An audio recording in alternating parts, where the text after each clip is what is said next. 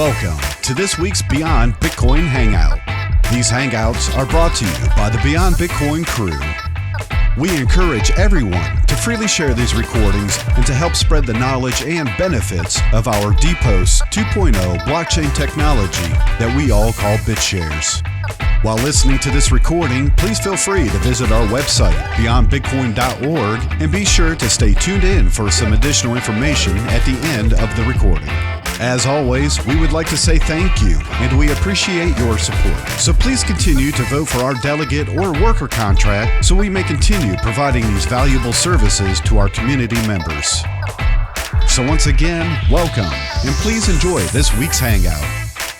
Welcome everybody. It is Saturday, August 29th, 2015. We are joined for another Beyond Bitcoin Hangout. We're joined by John Underwood, who is working on the Identabit project, which is powered by BitShares DPOS chains. And he's share dropping our community. He's been around our community, kind of lurking for about a year and a half, John? Yeah, something like that. So he's been behind the scenes. He hasn't been talking a whole lot on the forums, but he's been busting his butt behind the scenes and has some cool things that he wants to talk to the community about today. So why don't we go ahead and get into some of this? Maybe you can give us a little bit of an introduction about yourself, what you've been doing, and then we can move on to the community question section. Great. Okay, thanks everybody. Well, John Underwood's my name. I'm a business tech guy and have been all of my life. And I became captivated by the potential of the blockchain and what it really meant to be able to move value and to be able to record things on the blockchain unchangeably. And I realized pretty much when I first touched it, which was back probably 2.5 years ago, that it was a very big deal. But then a journey began. And what I thought would take me 2 or 3 months to get my head around and then determine where the business opportunities would be, turned into something that has taken all of my time to really comprehend not just the technology, and I won't be able to speak to the technology with the same level of detail that you guys can, or some of you can, but I will be able to speak to it in a lot more detail than most. But I became increasingly concerned that I couldn't see an obvious commercial opportunity. I kept bumping into things that bothered me, and I received somewhere around about 150 Google alerts every day with various search criteria. And so I'm intent upon doing really sensible due diligence to make sure before I step off the plank, there's some water beneath me and it's not full of sharks. And I was traveling down a journey initially. How I got into BitShares is, I think, also an important question. I learned, I started getting into Let's Talk Bitcoin and Bitcoins and Gravy and Adam B. Levine and Andreas and Stephanie and all those people. And I would go to the gym and I'd listen to every single podcast. And I was underwhelmed to a large degree until this guy, Dan Larimer, came on. And I started listening to Dan, and actually to give credit to Mark, who is listening in but can't talk because he hasn't worked out press to talk yet. To give credit to Mark started questioning proof of work before I did. And then I was listening to Dan challenge proof of work, and I really started to think about the incredible waste associated with it. And wherever you have enormous waste, you have an invitation for disruption. And, to be crude, the skirt is really high and it's easy to get under. And so I really began to pay attention to what Dan was saying. I remember one time he said something about, it's insanity, it's economic insanity where it's a race to spend the most to get the least, or something like that. I'm not paraphrasing him correctly, but something like that. So I then really started paying attention to BitShares and what you guys were doing. And I continued listening to and talking to and people like Evan Duffield and some of the community, but I kept getting drawn back into what Dan was saying and what he was doing. And I'm a software guy. When I say I'm a business tech guy, I've been sitting atop big projects and productive software productivity all my life. I'm fascinated by it. Don't know why, but we rarely do. I really have I place huge value on people who say they will build software and they do. Yeah. And there's a huge gap between people who say they're going to do something and actually deliver something that works and do it within a reasonable time frame of when they first suggested they might. And Dan really impressed me with that. So that was a huge deal. And then, do you mind if I stop you there for just 1 second? Go for it. So with your experience in the software development area of industry, have you been following what goes on in the BitShares ecosystem while you've been working on the side projects? I have been constantly in touch. What happened is I went over and saw Stan and Dan, went to the office, and we talked for a couple of days. And something resonated because Stan said to me, Dan doesn't normally have more than 15 minutes for a visitor, and Dan and I spent 2 days pretty well uninterrupted talking about stuff. And so ever since then, we've kept a finger on what's happening in the community, but I have probably spent every evening between 9 p.m. Eastern Standard Time and 10:30 p.m. talking to Stan. And Stan was terrific. There's all sorts of chit chat in the forums and everything else. But I have a really high regard for the intellect that Stan and Dan possess, and Stan's perseverance and balance in the way he looks at things. And he did an enormous amount to help me get through some of the complexities of things like bit assets, and just learning some of the key issues. So another reason I'm here is because Stan has provided the bridge between my sort of business tech present and the way BitShares work. And then somebody else who's on this call, I see, Slender, who is a colleague of mine of many, many years, and from New York. He and I would spend, probably 2 to 3 hours a day discussing this. And we've been doing this 24/7. This hasn't been a side project. This has been all we've done. So this is, we are absolutely committed to this. Yeah. So this is like, you guys are focused like a laser on this then. Totally. This is absolutely 150%, completely total dedication.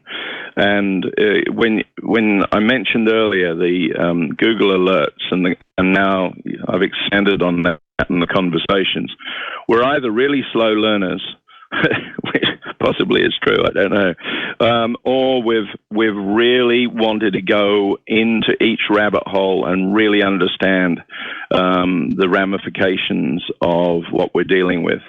Because I've been successful in raising significant amounts of money with some very serious people to do serious projects, and I've also been successful in delivering mission-critical applications to the largest corporations in the world. And I'm sorry if that's immodest, but it is highly relevant to what we're on about. Certainly. And with all of that background, I absolutely wasn't about to take a project to an investment community where I couldn't look them in the eye and say, I absolutely 100% believe in what I'm saying, and I believe in the opportunity. So here was the problem. Every time I got to a place where I thought I was almost at a point where I could do that, something happened. Now, first time was when the goalposts moved, when the original BitShares model was such that there was a 20% share drop and multiple chains. Then everything, just as we were coming into that particular thing, it was a consolidation. Actually, it was just before I went over to meet with Stan and Dan, and in many ways, it was the thing that triggered the visit. And it was interesting, even though that goalpost move occurred, and suddenly there wasn't this sort of multi-chain model, but there was going to be one chain that was all consolidated. What impressed me at that particular point was Dan was prepared to make a command decision, that he was prepared to change direction because he believed what was necessary. Even though I wasn't particularly happy at the time or comfortable with the change in direction, I respected the fact he had the cojones to go off and do it. So we then went on. You're not alone there. I think we've all felt that feeling precisely at one point or time. Yeah. So anyhow, the journey, is everybody interested in what I'm saying? Because in a way, I'm just ruminating about the history of all of this. But if you're interested, I'll continue. You know, I didn't want to interrupt you, but the reason why I asked you originally is because I wanted to get into this question, and that's something that our community, we have a lot of members who are concerned at times that the development process is taking longer than they expected that it would. And there have been many twists and turns, of course. So I kind of wanted to hear your perspective on where we are in terms of where it needs to be for you to move forward and for BitShares to move forward. Okay, let me try and wrap up the history because it's interesting, I think, and important. I agree. We were proceeding with a remittance model, and we've yet to divulge why our remittance process was unique, and is something that we are eager to pursue. But what happened in that process was two things happened pretty much at the same time. The first thing was we looked at, I really became to be doubtful that without institutional integration, I couldn't understand how it was going to be possible for senders, for remitters to relate to the technology. If they couldn't take money out of their bank account and say they wanted a digital currency, if they had to move money to an exchange that they didn't know or trust, even if it was something like Shapeshift, that the whole process would become complex. If they had to move currency, hard currency, into some sort of repository before sending it, I felt that whole process was flawed, and I couldn't see how it could scale. You might get some pockets, but it was always going to be hard work. So that was the first thing. And then the second thing was the vulnerability of people when they've got so little money that if we started to rely on hosted wallets outside of bank firewalls, if you only needed to have one of those get hacked and the whole house of cards would collapse. And so I really didn't believe that it was scalable. And I suppose that's a really important word.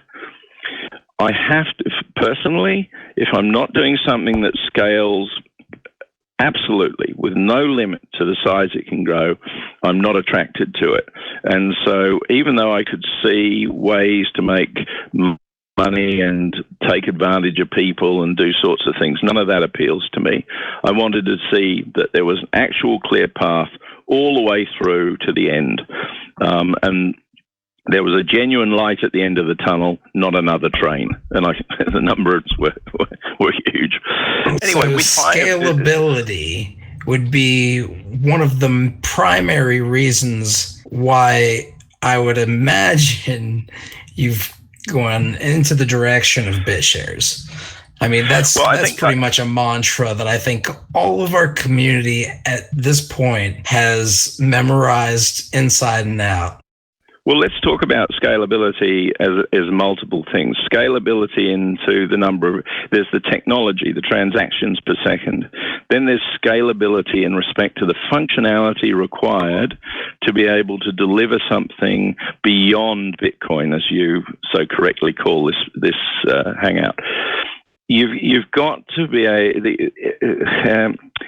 there are a lot of features that are built into BitShares that BitShares is not ready for. When you speak about the technology and the software readiness and waiting too long, I will say something that will contravene the BitShares ethos here. There's a whole lot of that really doesn't become relevant until BitShares are in demand or Identabits are in demand. Mm-hmm. And so they make the messaging extremely difficult. Every new feature makes it harder to communicate value to an audience. They have enough trouble getting around one feature, but when you start having 10 features, and when some of those, even though they're intelligent, are complex, the audience gets lost in that process. And so part of our thinking, what had to occur, is we actually had to dumb down the message and make sure it was in digestible chunks. And so when we reached the conclusion that anonymity, and I'm going to say things here which will contravene, again, the BitShares ethos and very much an Identabit belief, came to the belief that there were two core fundamental issues that meant that anonymity would not become, there would not be a ubiquitous anonymous digital currency. Now, what may occur is we may see a anonymous digital currency as the fabric of money transfer because of things that we don't see. But if we're talking about consumers using a anonymous digital currency, there are two reasons why I suggest that cannot happen. Not that it won't happen, I just believe it can happen. One is, I don't believe any institution, and by institution I mean any established financial bank or exchange, and by exchange I mean equities and FX and all those sort of people. I'm not talking about the crypto exchanges, I'm talking about mainstream institutions. None of those institutions will adopt and start selling digital currencies, anonymous digital currencies, because they risk exposure to counterparty anonymity. And what I mean by that is that when you, if they help you open an account and then They know that you can then move money to an anonymous wallet, and then you can move and when I say anonymous, I appreciate we've got pseudo-anonymity, and then you've got dark wallet anonymity and all that sort of stuff, so I won't be specific. There's different levels and flavors, so to speak. Yeah. So you can move. I, as a customer of a bank, could move that money. So if I'm HSBC or Paribas or somebody like that, somebody could say, "Okay, I want to move $10 million into Bitcoin," and the bank knows full well when I move that $10 million into Bitcoin, I can move it into an anonymous wallet and I can shoot it anywhere else, anywhere in the world. And arguably, the bank is complicit to that transaction. And as a consequence, they sit on eggshells. And if we look at the recent FATF report, the Financial Action Task Force people, they're saying that you've got a risk-based approach. In other words, they're going to say, okay, Mr. Bank, you can go out there and deal with these digital currencies. But if you go and embrace anonymity and you find yourself in hot water, then we're going to come and eat you for breakfast. Yeah. Yet if somebody comes along with an identity-based and shows we can reduce the risk, and we'll go into this over different mumble sessions, then what we can do there is the banks can embrace that sort of technology with far less exposure than they would have to Bitcoin. And so for the rest of this conversation, when I speak about anonymity, I'll talk about Bitcoin, and that'll be synonymous to the word Bitcoin. The second thing is, I was talking to some folk in the Philippines and just trying to load up a wallet, and I hadn't done it for a while, and I went through the process, and I thought, my goodness, you need a PhD in confusion to use this stuff, and but the thing that strikes me is anonymity actually prevents adoption, because when you want to go and add a new guy, a new person, a new contact, you have to determine whether they're not who they say they are, and then you have to, if they're trying to be anonymous, then you have to get their current address. And if you compare that to WhatsApp or WeChat or Viber or any of the mobile messaging products, an area, by the way, I have deep experience in and is highly relevant to this project. You can build a network. You can get a genuine social network effect with mobile messaging, and you can't, in my opinion, get any social network effect with an anonymous platform with Bitcoin, because every single user, every single transaction potentially has to be a transaction where the sender has to request information and make sure that they transpose that information accurately. And I cannot for the life of me understand how that will scale. And why would you? In Australia, where I am at the moment, you've got something called tap and pay. Literally, you go into a shop and you tap your card and you walk out. No receipt. The sale is done and dusted. You're out of there. It is so easy, so convenient. I wouldn't give that convenience up for the world, even if I gained 2% on the transaction, because it reflects the soundbite world I live in and what I demand as a consumer. And so consequently, this is reinforcing the second point, that unless we determine a method by which the transfer of money is easier than going to PayPal, for example, which allows you to move money between people, unless it's easier, unless it's more convenient, why would you? I mean, why would you use this stuff unless it was easier to use? It's beyond me, beyond Bitcoin, beyond belief.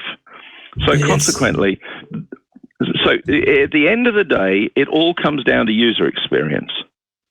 Everything that we do in this world is down to UX.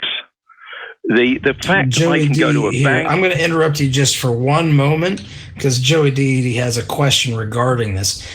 Do you feel the same about the network effect if instead of an anonymous, you have pseudo-anonymous interactions? Expand? What I mean is, if you look at pseudonymous, you have the way the internet used to be is you didn't use your real name, you use an alias. And I still think an alias is better than using your identity to identify you everywhere you go, because the way it works now is if you identify yourself in the internet, you actually give up your identity, but the other party is not doing the same for you. Joey, that's a great question, and I think that that's a valid approach. And by the way, I am not advocating here, and this needs to be, I want to communicate this with earnestly. I'm not advocating that this is for everybody. I'm not advocating that people who want to be anonymous and wish to operate without exposure to or without revealing their identity, I'm not advocating they should give up those ideals. I am focusing on a practical market which is different. It's not. But how I started this was talking about scale, and for scale to work, the institutions need to be on board, and the user experience has got to be really simple. And in respect to pseudo-anonymity, how many toasts are there in the BitShares world? Which one is the real toast? And sure. You could, I don't see how a pseudo-anonymous handle gives me any sense that I'm dealing with the person that I expect to be working on now. You could potentially, I don't know how pseudo-anonymity overcomes that fundamental issue is, are they the real people, and will the general community buy into something? And I will say the next piece, I think, which is true, and I'm open for anybody to contradict it. Do we really think that the general population really cares about this stuff? Do they care whether it's...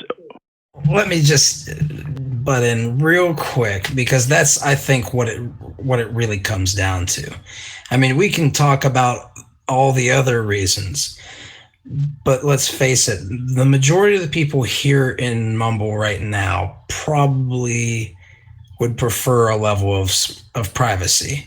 They want to be able to, and they are most likely capable of having a pretty private life on the internet. Now, that's not the same as anonymity. I'd consider everybody who wears clothes actually likes some kind of privacy. Oh, of course. But what I'm saying is, if you talk to the general population about the dangers of being connected to the internet with all these different devices and how they actually have to put up some defense, a lot of them will roll their eyes and say, I don't really care. And I think this is the frustration that people like the BitShares ethos, like John Underwood is saying. It really is, it is counter to how we feel. He's saying, if I'm correct here, you're saying, I don't disagree with the way that you guys are, your ethos here. I'm just saying that there's a huge market here if we can grab them, and that's the institutional market, and we have to bend a little bit to fit in that hole. Let's not automatically believe that we're throwing privacy under the bus. Let me address this particular subject, because it's really, and you've probably seen it, and if you haven't, I have a newborn. His name is Snowden, and he is named after Edward Snowden. All right. So let me express my respect for freedom and privacy. It is absolute. There is no question in my mind that we deserve to have our privacy, particularly our financial footprint. I see no reason why I should give up to anybody what I'm spending my money on, unless there is reason, and I will express an equal passion for the safety of that little kid. And I believe, and I'm at odds with Andreas Antonopoulos about this. He annoys the hell out of me. He trivializes anonymity, and he had some nonsense at the Australian Senate where he said something about shoes, and it was if everybody, I don't know what it was. It was some flippant rubbish. Look, at the end of the day, not anonymity empowers any bloody psychopath, sociopath, or whatever they're called, to go out there. Anybody can download a wallet and extort money with impunity. Sure. That's a really big deal. Forget all of the terrorism and everything else, even though that's a really big deal.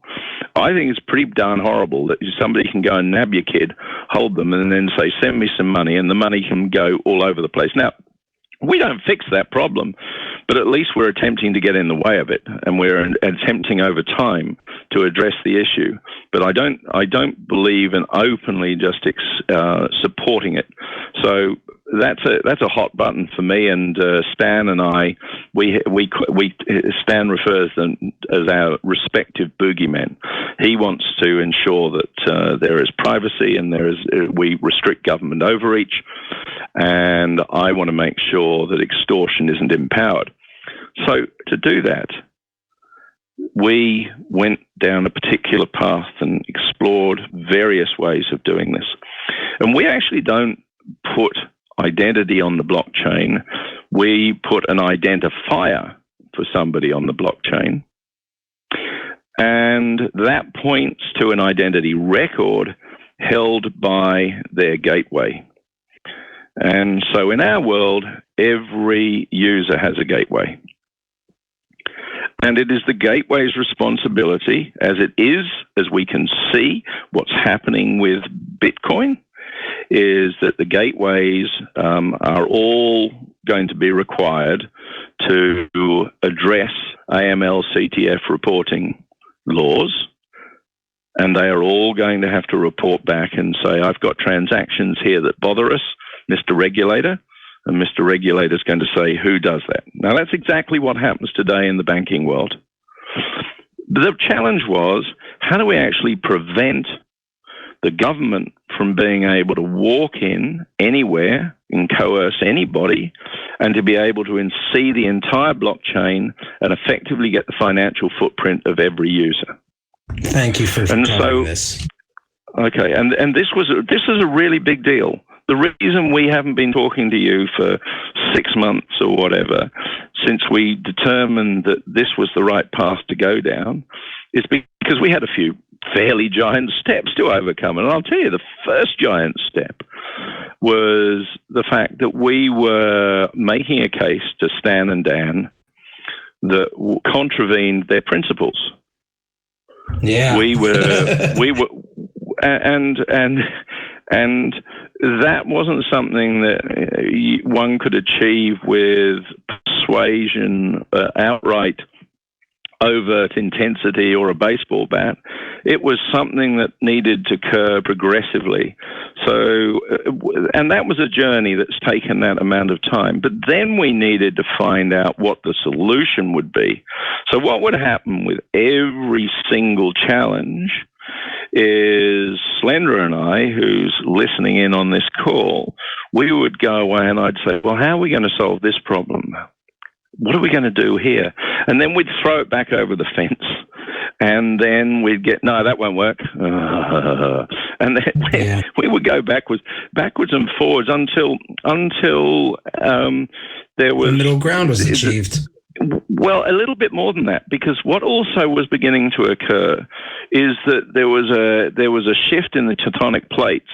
The whole Bitcoin world was beginning to feel shaky. The price was suppressed. The regulators were coming in. It was becoming more and more obvious that actual mainstream adoption of Bitcoin wasn't going to occur. And so we had realities combined with determination, combined with a recognition, a price depression, need for money, a whole bunch of things, all beginning to work towards everybody saying, well, let's see where the compromise is, how this can be achieved. So we ended up where we are today, and why I'm speaking to you with confidence about Identabit is because we determined that we could protect the entire blockchain from government overreach by limiting the visibility to the transactions of the gateway. So in other words, the worst a government body could do would be to coerce a gateway into exposing the transactions of their customers.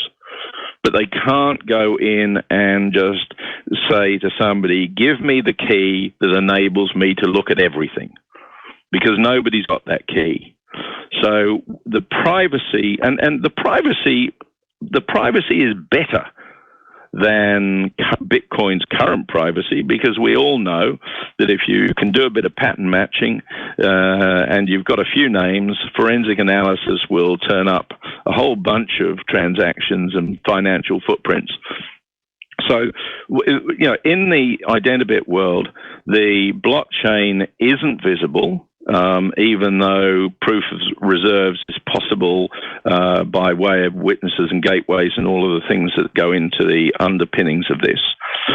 But the important thing is that your transactions that are visible to your provider, to your gateway, are not visible to everybody. They're only visible to you and your gateway, and the gateway has got responsibilities for producing AML-CTF reporting, which is crucial to acceptance by the institutions. So I'll pause there, because this is the big deal. Solving this particular problem in this way.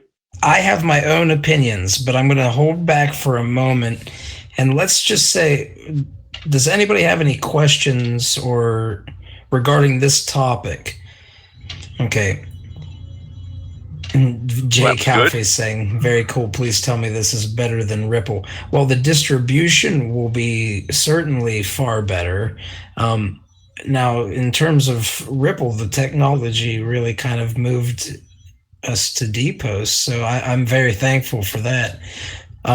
What do you say in terms of comparing yourselves to Ripple? Do you know if there's a fair comparison there?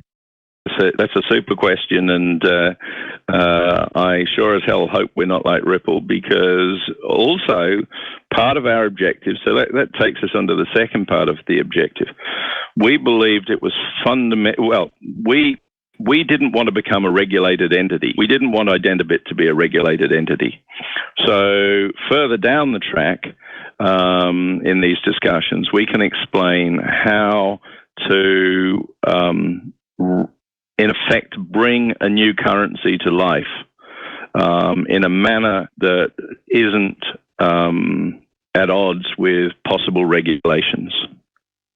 Okay, so we are promoting, suggesting, and arguing there a case for decentralized, potentially open source, and that'll depend on graphene licensing in the future, but an open source, decentralized, identity-based model.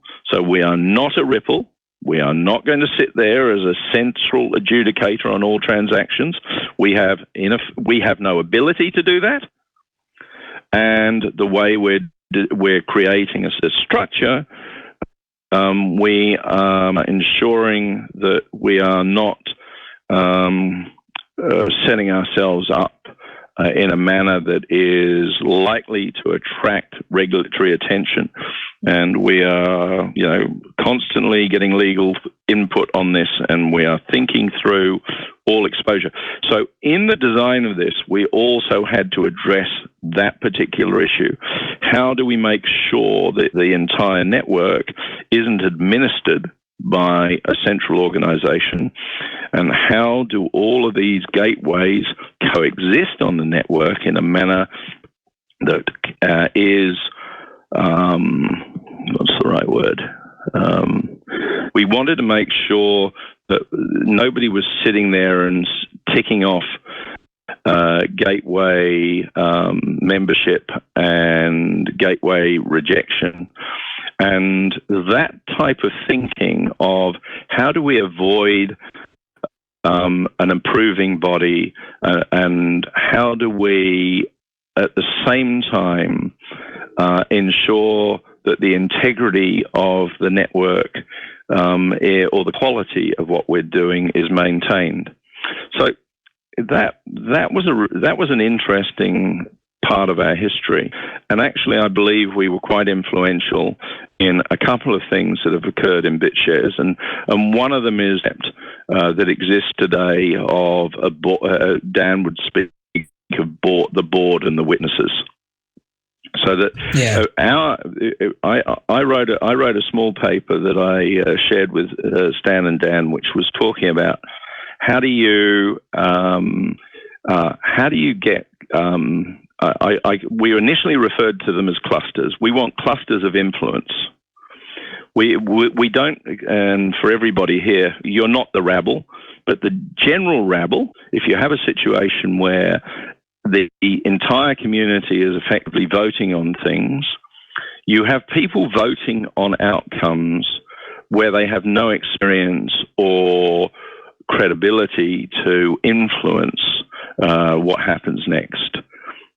If you're going to make decisions about money, if you're going to make decisions about marketing, if you're going to make decisions about software, it's important that the structure represents consensus, but it's imperative that consensus, broad consensus, doesn't determine how things occur, and that contravenes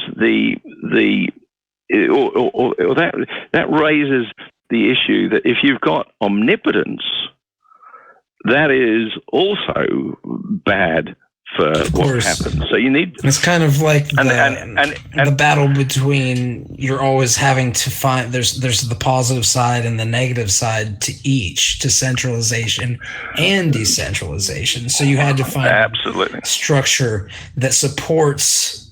Well, first you had to figure out where you're going, then I guess, right? Yeah, well, we were, and Mark, who's on this call, and Slender, who's on this call, we were chatting about this, and there was this concept of clusters came up, and I suggested, why don't we pursue these clusters, the potential of effectively fragmenting the administration of what we were doing and empowering decentralized autonomous councils. So instead of decentralized autonomous company, how could you create decentralized autonomous councils? How could we put the decisions about various areas, whether it be compliance, whether it be software, whether it be marketing, whether it be finance, whether it be issuance, whatever you wanted to have, wherever you felt there was a need to create an area of expertise, you'd create that area of expertise. Potentially anybody could create an area of expertise. Meaning in the community. So can I interrupt just for one moment? I'm sure, visualizing this, and it's quite beautiful. I mean, it's the idea of having. This is moving towards self-governance, is what it's doing. We're talking about, you want to have efficient little pools of people who have different levels of expertise who can be pulled into these little clusters to do work for. Yeah, absolutely. I tell you what, we're going through this at the moment. There's somebody else who I wish were on this call called Susie, who there's particularly slender Susie and I are meeting every week, a couple of times a week, on the detail of how this all works. So we're not speaking about this conceptually. We're breaking it down into all of the responsibilities and functionalities of each council, and then we're speaking because we're doing that to make sure that as we describe it at a system level and then a level of the user experience, we've covered all of the permutations that are necessary, so we can truly create a multi-dimensional operation that is flat. So we don't want a principal body that everybody reports into, but we in fact have a flat environment where information is cited and people have the ability to stop stuff from happening, but they don't have the ability to unilaterally do anything. And so, as a consequence, what really gets exciting about this, which is beyond Bitcoin and it's beyond currencies and it's beyond remittances and it's beyond decentralized banking, and you could potentially run a country this way. You're describing the blockchain just all over the place here. I'm describing an environment. I'm describing an environment where you could have this concept of autonomous councils functioning in such a way that you could actually run. You could displace unions.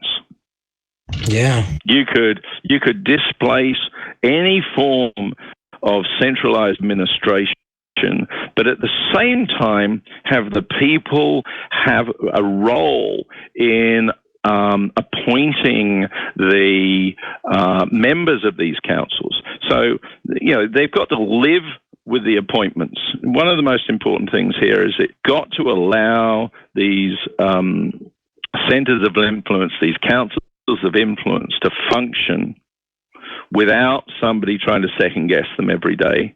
Anybody who's run a business understands that you need to delegate. You need to empower people to function. You can't get in their way. And so what needs to occur is you need to have a means by which you filter the people who sit on these councils to ensure that they have the capabilities to do things. And you need checks and balances. You need to make sure that if they want to do something, that when they do something, that there is a means of determining that their actions are checked. And we've got the blockchain. We've got the capability, in effect, to for every council to have a wallet, for every wallet to have some form of budgetary approval, for every bit of expenditure to be seen and to be understood to be what it was meant for. But we create this multi-dimensional flat. Is that possible to have a flat multi-dimensional? I'm not sure it is, but anyway. I'm still trying to visualize it. In terms of flat, I'm thinking you're describing it as flat in terms of it's not like hierarchical. That's right. What you want to avoid is the moment that it gravitates to a pinnacle, then you have the potential to attract regulation. You see, this is very interesting. I'm talking also pretty frequently to a guy named Dan Robles, who's working on a project called Curiosime, and I think that you guys would really have a good conversation. So I might get you guys in touch at some point. But so you're struggling at that point to try to figure this out, but you've now found the solution, obviously, or you wouldn't be really announcing any of this, right? Yeah. We're not. Struggling is definitely not the word I would use. In fact, it's more like we're excited. And I mean, you were struggling with that at one point. We were struggling. We were struggling. How do we avoid being a ripple? Yeah. How do we? Yeah, that's the struggle. You have found the solution, pretty much. Yes, we have. Absolutely. Absolutely. We're very confident we have the solution and the approach to actually build and process. Process is very important. There's a whole bunch to this that I'm not talking about at the moment, or I can do it maybe at some point in the future. But Definitely. Actually how you implement this in a way that how you release a new asset, a new blockchain, a new coin, that process needs to be observed, or otherwise you're going to get yourself in all sorts of hot water. So, but yes, it is a matter of technology. It's a matter of approach. And all of these things, to get back to your question that you asked yesterday and we asked again today, why did we choose BitShares? If you think about it, it's the voting mechanism, it's the original delegate voting mechanism that enabled us to think this way. And so we realized that if we, and we could take it a level further where with Follow My Vote, you had this huge opportunity. And I tend to think, I really hesitate before I say this, but I think the reason we're in the same room with Dan is because even though we're different and we look at life differently, somehow we're in a parallel universe. Somehow what he was saying really appealed to us. And maybe he would agree, maybe he wouldn't, I don't know, that what we were saying sort of agreed with him. Whether or not he would, how he sees things at the end of the day, we really believe in the BitShares model, and we believe that Dan has had has the vision to build, to enable what we believe is possible. But I think when it comes down to the decentralized autonomous councils, it's a level of granularity and approach that pays respect for the omnipotence of the regulators, and it is something that we studiously work to solve because we don't have an attitude that we throw the whole opportunity under the bus because we just want it to work that way. It has to be practical. If we can't see that it will work, we won't travel down that road. And that is how we arrived at, as you've asked. And, the reason we announced is because we believe we've got these issues sorted. And now we need to make sure that we make it happen. Well, I'll say this. I've always been, and you can pretty much go through any of my posts through the forums, and I've always been a big fan of the concept of multiple DACs. I kind of see this as a spectrum that's being covered. And there might be certain colors that aren't my favorite, but they have to exist. In fact, they have to sometimes exist to make the other colors that I do like seem more pretty.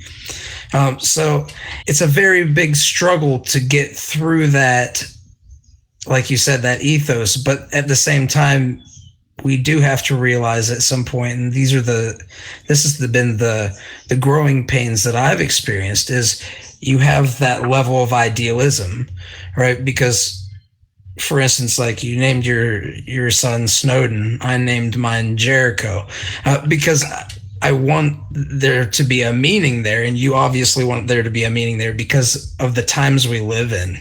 And it's a reminder, because I can almost sense it. It's the same thing how I am. I look at him and I think, my God, what is the world going to be like that he's going to live in? And how can this technology be used to make a good world? And how can it also be used for the wrong reasons, right? And we have to struggle in that area. So it's... I think... let me just say,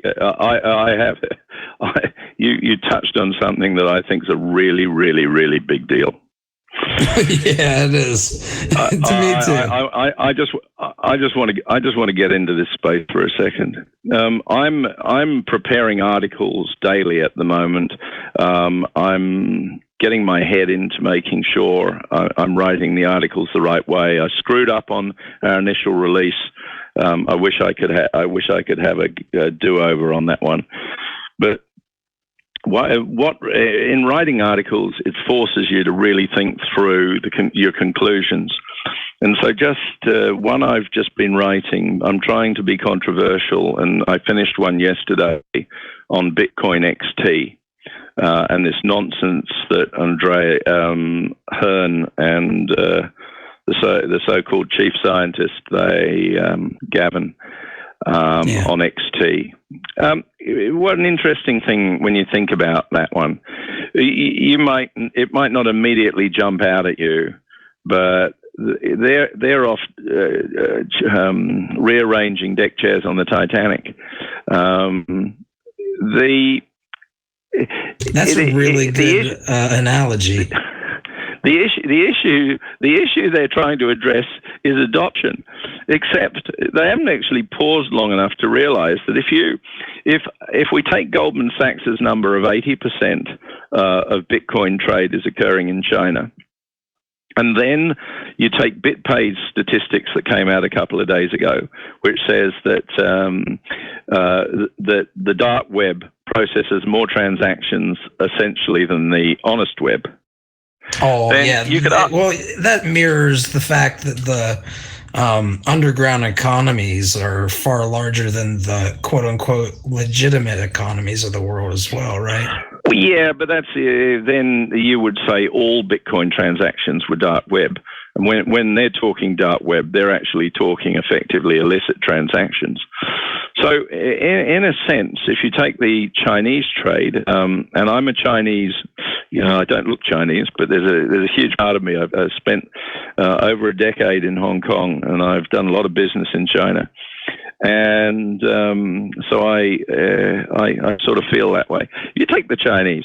The sole reason that Bitcoin exists is because for the Chinese to move money overseas. They closed down all of the avenues for the retail trade to use Bitcoin, but they left enough holes to ensure the cadres, etc., could move their money off, their corrupt money offshore whenever they wanted. And that's why Bitcoin exists, and that's why there's such big mining rigs in China, because they produce the Bitcoin that they need to export. And so if you take all of those numbers and maybe you're a bit liberal with the accuracy, 90% of Bitcoin transactions are being used by people who want to profit from circumventing various laws. And there is no network effect. There is no network effect. I mean, yes, there's a network effect. You've got this huge thing called Bitcoin, and it's valued at $3 billion or $3.5 billion or whatever. It's all being used in one specific area. It has got no adoption outside that area of illegality. Well, let me ask you a question, though, because this is kind of an underlying question that I bump into quite often. Sorry, Fuzzy. Let me just complete by saying this. Sure. If any of what I've just said has substance, it basically means there is no neutral digital currency in play at the moment. Bitcoin is not in play as a neutral digital currency. It is only used as a mechanism for circumventing the law. And then on the other side, you've got the banks all working with Ethereum, etc., trying to create their own sort of payment network, their own digital currency. The risk is right now, all of us with our passion and our belief and our conviction and our technology stand to sit on the outside and watch while the savings that we thought we would pass on to society are in fact going to turn into greater profits for the very institutions we were trying to disintermediate in the first place. And so, let us get our head around this. What is not only tyranny, government tyranny, that's already under the bus. It wasn't thrown there by us. It was thrown there by Carpellis and Lawsky. You had a perfect storm. You had an incompetent idiot running an exchange who then tried to. Sorry, my Mark has just come in and told me I'm being a bit strident. Look, you're allowed to be strident. You know, the thing is, though, John, this isn't just incompetence. It's also a level of corruption that, you know, the blockchain can also help with that, right? And that's one of the benefits to, I think, what you're doing, as long as those laws are applied to the same people who are writing them. Yeah, but let's think. You have what happened in Japan, and then you had $500 million worth of publicity, and bingo. What an opportunity for a regulator to become visible. Who would have ever known who the regulator was in New York? Those two things came together and brought Bitcoin to prominence. Karpeles and Lawsky brought the whole thing to prominence. And that, in effect, killed the opportunity for anonymity, for a currency to seep in to and to permeate the payment network somehow unrecognized. If that hadn't have occurred, then quite possibly Bitcoin could have gone for another 5 years, and it could have become what was originally dreamed. But because of the corruption and the incompetence in Japan, and because there was an opportunity to create something called the Bit license, we ended up with a situation where it was cut off before it had an opportunity to succeed. And now we've got this situation where there isn't a digital currency in play, a neutral one, an independent one, a decentralized one, an open source one. There isn't one in play today. And we've got the banks all trying to come up with their solution, which of course has nothing to do with anonymity and has everything to do with pleasing the regulators. And now right at your doorstep. Us, or everybody in this room and everybody you talk to, we have a responsibility to step into that void before the banks come in. And we can ignore Bitcoin because it hasn't got a hope in hell of being accepted as a neutral currency that gains acceptance for those two reasons, two fundamental reasons. If you're speaking with anybody, I would suggest these two reasons are so easy to communicate. There isn't going to be any institutional adoption of an anonymous currency, and it's always going to be complex to use just because it's too hard to identify who you're transacting with. So if you remember those two reasons, then they form the basis for why Identabit is fundamentally important.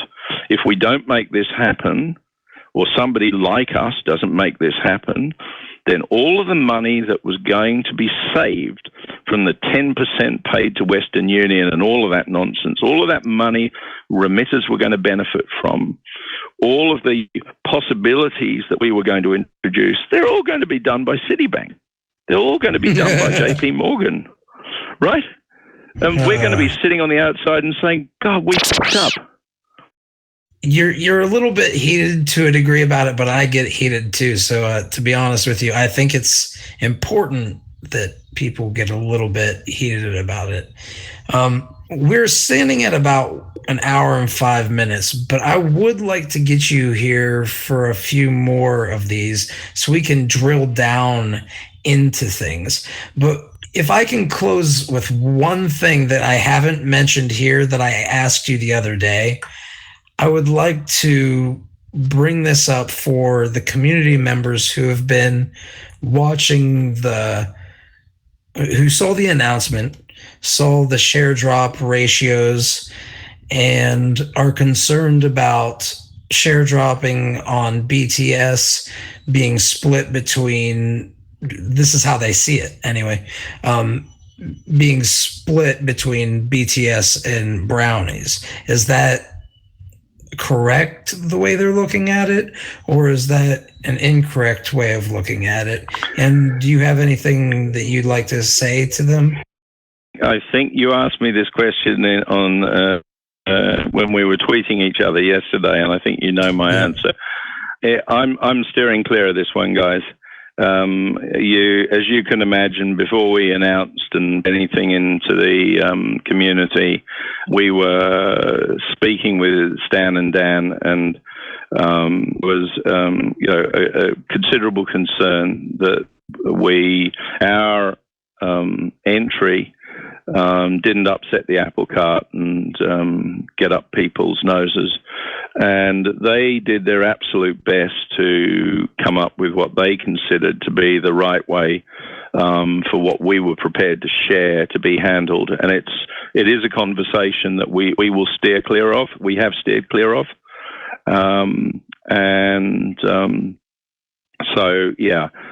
I don't really have any comment whatsoever, because I appreciate brownie points are somewhat subjective, and I've got absolutely no idea who the recipients are.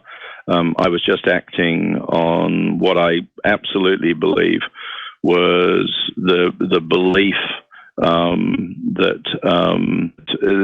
the belief and stand down to be what is fair. But as I've seen in many cases, there will always be detractors. There will always be people who feel somehow they fall out of it. But here's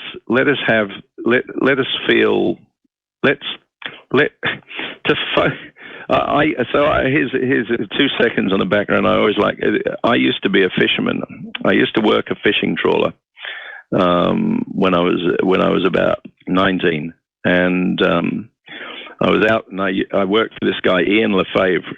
He was an Aussie guy, and he had muscles on muscles, and he was 6'5" and long curly hair, and he had to shave with sandpaper. It was just that's how I envisioned him. And I'm out in the boat, and I was getting 25%. We were long lining, actually. It wasn't trawling, and we were 20, 30 miles out to sea, so no land in sight.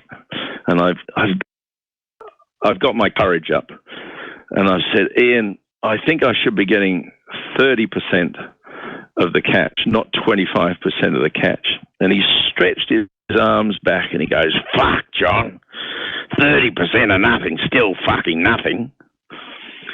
The message in all of this, if we're talking about the percentages that some get and some don't get, we've lost sight of what we're dealing with.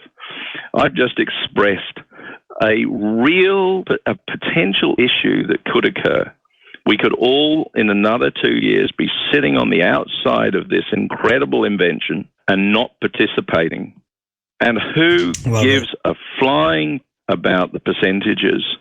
You look at the percentage for us, the originators, is split between various people.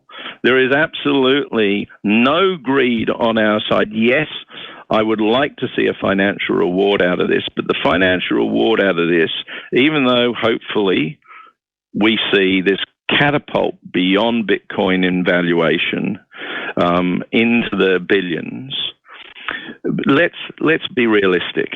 If we've got any action in this, we're either going to make zero or we're going to make a bucket load more money than we have in our pockets today. Feel free to go and talk about brownie points and everything else in the community and argue your case. I'm not suggesting you shouldn't, but let's not lose sight of the reality. The reality is that we are at a tipping point, and we are in a position to move the balance in the favor of a decentralized currency, or we don't. But you go and find one example out there, just one example, that actually has the depth, spread, and sense of reality and a perspective on the solution that Identabit has. I don't believe there is one at the moment with all of the turreting down, but there easily could be. I'm not suggesting that we are the only game in town, but right now at least we are a credible game in town. And so there's another part to all of this, which is fundraising and how we approach this and going out after big money with influence over the financial markets and all of that sort of stuff. And I am gagging to get into that side of things, because it's an area that I have the experience to go out and make happen. But what I'd love to see is Identabit take on a life of its own, with everybody here in the community becoming spokespeople for making sure that folk realize we are a big deal, and that it's time to get on board and help make this happen. I support multiple DACs. I always have. I even support DACs that I don't have any money in, even if, especially though, those that are delegated proof of stake, mostly because it seems like the means of decentralization puts the power into the hands of people, as opposed to taking it away from people. So I'm very much interested in watching how this plays out.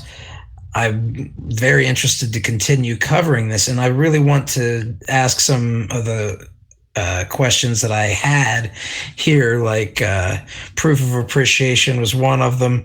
I have another one regarding how the exact scheme works, but these seem like I think we should probably drill into them individually. So I will say this, I agree with you 100% in terms of we have to have multiples working out there. And I think that there's going to be a lot of overlap between the development teams. You never know when one development team might have a little bit more opportunity to work on something that all the chains need. So this is to me like we talk about the n to the second power instead of n times n or n plus n. We have, n to the power of 2, and it keeps going exponentially. It increases in size. And I think that's one of the powers of this decentralized software movement. And I look forward to seeing how this plays out. And I appreciate your comments about it. It's a struggle. I don't always agree with everything. And I even though I'm distributing brownies, I have my own reservations about tokens in general and distributing them, just because I don't want to be like somebody who thinks that they're the most powerful person in the room. But at the same time, it's this weird thing where you want to take responsibility to help people.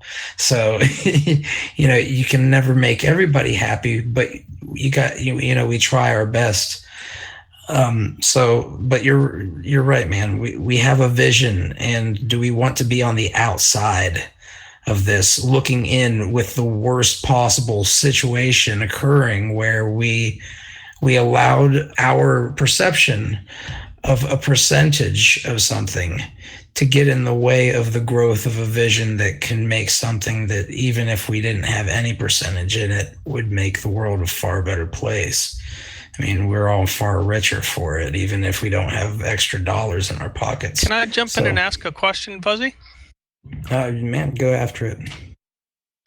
John, could you answer this question for me? You mentioned earlier, I'm sorry that I'm late to the game. I got the time wrong. I thought it was 5 p.m. Central Standard Time, so I got the time wrong. But the question I want to pose to you, John, is you mentioned that we're at a precipice here of being kind of either on the outside looking in, where the regulators and the banks and all the existing players in the financial world right now, the power brokers in the financial world, pretty much control the forward momentum of whatever this is going to become when we jump off that precipice. So what is the dividing line, and what would allow us to be more in control? What would allow the decentralization approach to take hold, as opposed to the centralized approach that the existing power brokers want to maintain? I think if I were to restructure that question, I think the question is, how do we have a hope in hell of establishing a decentralized brand in the face of corporate power?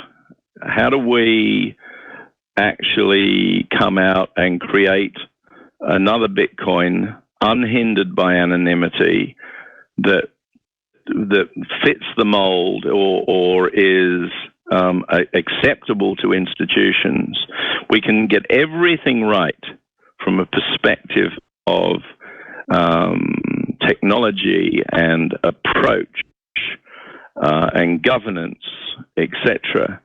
But that doesn't mean it will happen. Technology definitely doesn't determine outcomes, nor does getting it right determine the outcomes. So how does one implement a model that actually succeeds?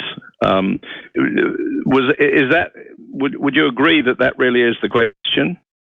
Yes, I think that is a reasonable rephrasing of the question. I think you're fine with that. Well, so maybe succeeds and still remains decentralized. There's a follow-on I'll ask to the question too, but I'm going to let John answer it as it is. It isn't a question, I believe, of decentralization. It wouldn't actually matter so much whether it was centralized or decentralized in a way. But for us, decentralized means a whole bunch of things, and I absolutely believe it's a question about decentralized survival and success. I don't know the absolute answer to that question, but I'll say this. I'm not particularly worried about another Identabit eclipsing Identabit. First and foremost, it has to be recognized as first to the party, and people have to compare what others do with what we have announced. And so we need to make a whole bunch of noise so people understand we were first to the party, because whoever is first to the party gets to control the narrative. So that's part A of an answer to this question, making sure that we're first to the party and we control the narrative. Then to the next step. I don't think it's possible to pull this off without really serious power brokers to assist in making sure that we build relationships with big banks, the institutions that, in fact, we are most scared would somehow swamp us. There's the art of war where, you need to get close to your enemies if you want to actually succeed. The real end game to all of this isn't currency. It's not even remittances. The real end game to this is something else. And I hesitate because you don't necessarily want to talk about this in an open forum to everybody else. But sure. Let me just say that there is an end game to all of this, which is extraordinary. But to get there, we need the big guys to climb on board. And the question, I was chatting to Stan about this the other day and asking him his opinion. And reality is, if Citibank or Bank of America, they go and build their version, then even though they may have the power to go and create a city dollar, are the other banks all going to get behind them? Not only do they have a whole process to observe, and their banks and they're slow and all that sort of stuff, but they also have to work out the pecking order as to who's going to be king of the whole thing. And if they're not going to have a king, then they all have to agree. And if it's yours, I don't want it, is going to pervade. And so over the next couple of years, there's an opportunity to establish a neutral currency. So first of all, let's determine whether or not there is an opportunity. I believe that there is a window of opportunity that exists today, and that we've begun it, and it will exist at least for a couple of years. And so now we've determined, or at least personally, I believe there's an opportunity, or I wouldn't be spearheading this. Then it's a matter of getting really big players involved. So I'm beginning to reach out to really big players. And I've, as Slender and Mark can contest, we had a software company, hosting company, web platform business at 110 Wall Street.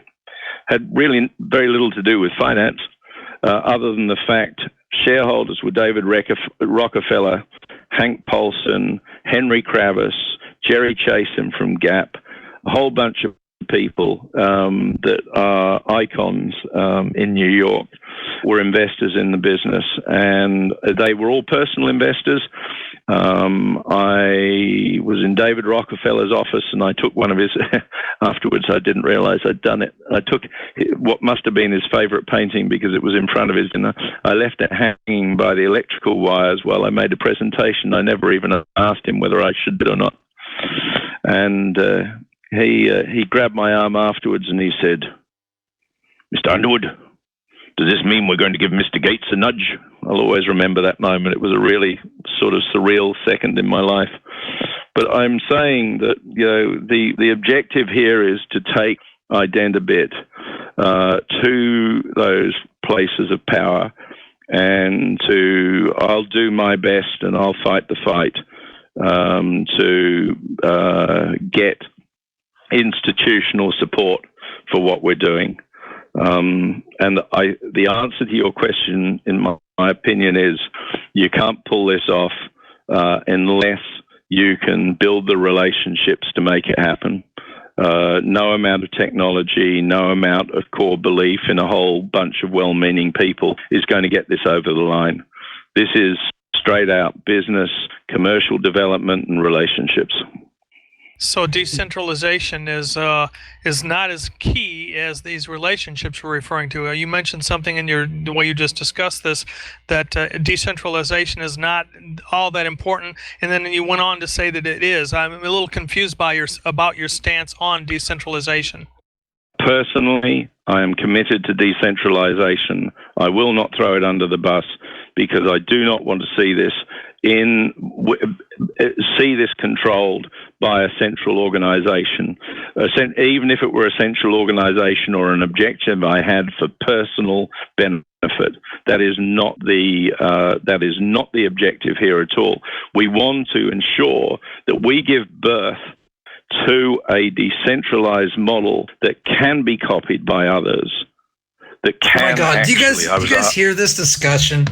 And do you realize that, like, the founding fathers of America that I've grown up loving and adoring the entire story of it, this is the type of thing that they were talking about. The exact type thing. You have to have that level of centralization, and this is what I struggle with too, Tom.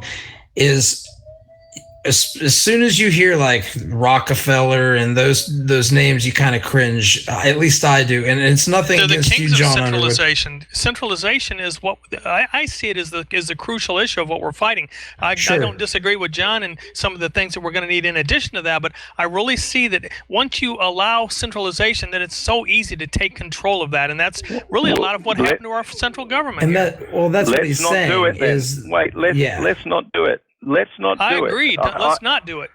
It's a fine line, but at the end of the day, everybody will try and grab power, and it's important that we build a structure and an approach that cannot be usurped by folk. Because at the end of consider for a second here.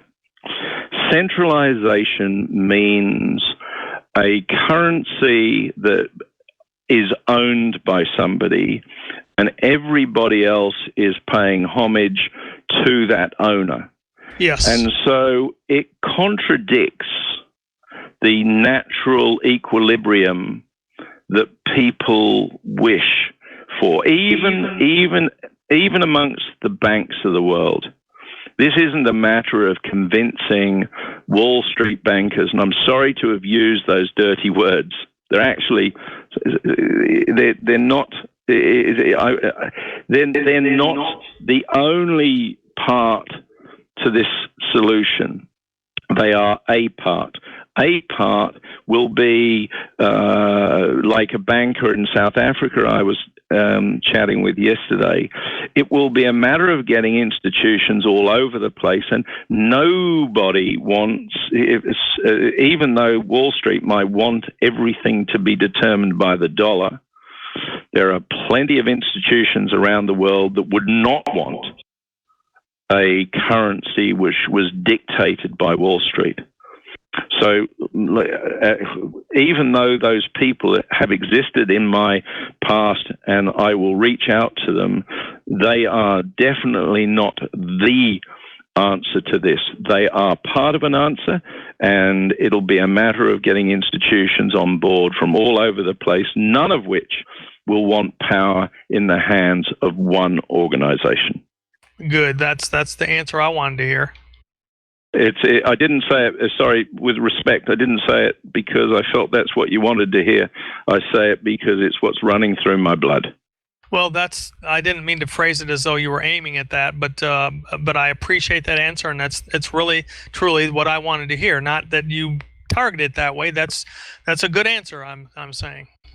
Let me say, I said this before, but I believe it just really does reflect my beliefs. My son is called Snowden after Edward Snowden. You might not have been here for that. I believe in privacy, and yet at the same time, I believe in balance and being effective.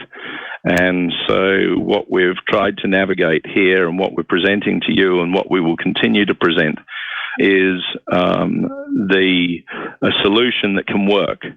Not one that just is theoretically an okay idea. And I'll give you. I'll end by saying this. When you asked the question, Fuzzy, about why we chose BitShares, and I did mention this yesterday to you in the tweet. If there is something that Dan and Stan and I have in common, and Slender and Mark and our team, but if there's two things, Dan doesn't give up. He's determined. He's in it for the long haul. He doesn't care if there's a struggle. He's prepared to keep fighting the fight. Well, for the last couple of years, every single day, quietly, we've worked every single day, and I mean every day, every Saturday, every Sunday. It's Sunday morning here on this project, with doing nothing else. And we are not of any mind to sacrifice either the project or the principles. So that's why we're here with you guys, because we believe in people who have character. We believe in people who are determined. We believe in people who don't give up. Well, that is a good place to end it. Well, thank you everybody for showing up. Thank you for asking your questions and participating. We're going to end this for right now, and then I'm going to go ahead and talk to you behind the scenes, John, and maybe we can talk a little bit about getting you on to explain some of these things in depth at some point. We actually have a blue button server where presentations can be given. So if you ever have a presentation that you've already given to somebody, you're more than welcome to bring it on here and do it in a decentralized fashion where anybody can join via a website. So those things are available. Just letting you know, these are things that anybody can use. And for anybody who's listening, the offer is extended to all of you. Can I just ask, this time at 5 p.m. Eastern time is a good time for me at 7 o'clock on a Sunday morning. I'm quite happy to convene at this time again. Next week, we can continue these conversations as long as anybody's interested. So I don't particularly want to get up at 1 or 2 o'clock in the morning and do these calls because I won't be effective. So that's my parting comment. No problem. We'll talk about this behind the scenes, then get it figured out. Cool. I mean, Very this good. is actually a pretty decent. We've got 22 people.